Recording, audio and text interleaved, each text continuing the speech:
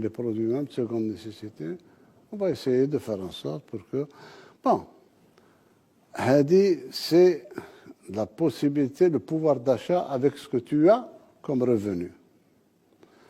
Maintenant, il faut augmenter les revenus. En plus de tout ça, il faut augmenter les revenus pour que le citoyen sache. Alors, augmenter les revenus, ça veut dire valoriser les retraites, encore une fois. Justement, j'allais vous poser la question, est-ce que c'est prévu? Oui, je vais faire, tout ça, je le ferai en 2027. Inch'Allah. Donc une nouvelle revalorisation des pensions de retraite. La revalorisation et revalorisation des salaires aussi. Pour arriver, les gens oublient. J'ai été le premier syndicaliste de ce pays-là. Personne ne me l'a demandé. J'ai valorisé 2 fois le SMIC et maintenant le SMIC est à un niveau acceptable. On va revaloriser encore le SMIC. Mais pour ne pas créer l'inflation, pour ne pas créer de la monnaie en circulation qui fasse qu'il y a trop de monnaie par rapport à la production, c'est ça l'inflation.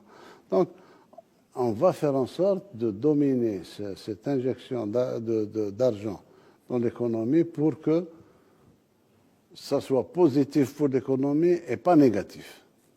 Ça, c'est à nous de le faire, ce n'est pas aux citoyens de le faire. Et moi, je m'engage à le faire à partir de 2027. Et c'est pour rappel, Bark, les salaires Talium n'ont rien à voir avec les salaires de 2019. Ça, les gens ne payent plus d'impôts jusqu'à 30 000 dinars. On a augmenté les salaires, j'ai augmenté de 47% les salaires, on a valorisé 2 fois les retraites, etc. C'est insuffisant parce qu'il y a un passif.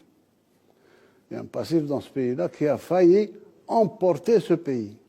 C'est ça le problème. Les gens ne sont pas conscients. واحد يلعب طيارة خاصة والآخر ما ساشي حليب يخمم لا يشريه ولا ما يشريش. Bon, nous sommes en train de réguler, de lutter contre l'argent sale et d'augmenter le revenu du citoyen petit à petit, Inch'Allah. Bon, وإن كان اليوم en dehors de l'allocation chômage qui est assez... Ben, c'est tout ce qu'on peut faire, l'économie, c'est tout ce qu'elle peut faire. Moi, je voudrais bien donner beaucoup plus, pas de chèque en bois. Il faut que je donne la réalité. Et la réalité, ça viendra, on va l'augmenter encore.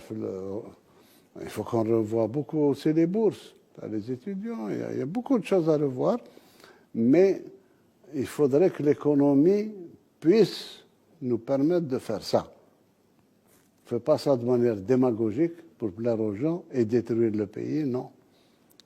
C'est au fur et à mesure qu'on avance. C'est pour ça que je vous ai dit, tout est lié avec cette équation, à plusieurs inconnus, que nous essayons de régler. Les inconnus, nous sommes en train d'essayer de les résoudre, parce que quand je n'achète plus de blé à l'extérieur, quand je ne fais plus ça, quand je ne fais plus ça, j'économise.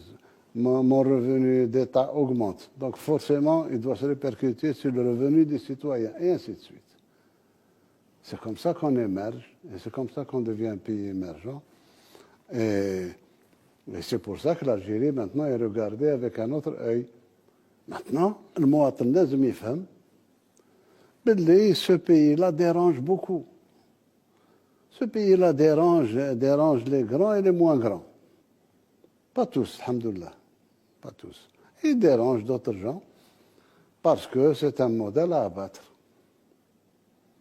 Le fait d'être autonome, indépendant dans sa décision, le fait de n'être soumis qu'à l'approbation des citoyens, etc., etc., c'est un modèle, c'est l'anti-19e siècle, c'est l'anti-20e siècle et même l'anti-21e siècle.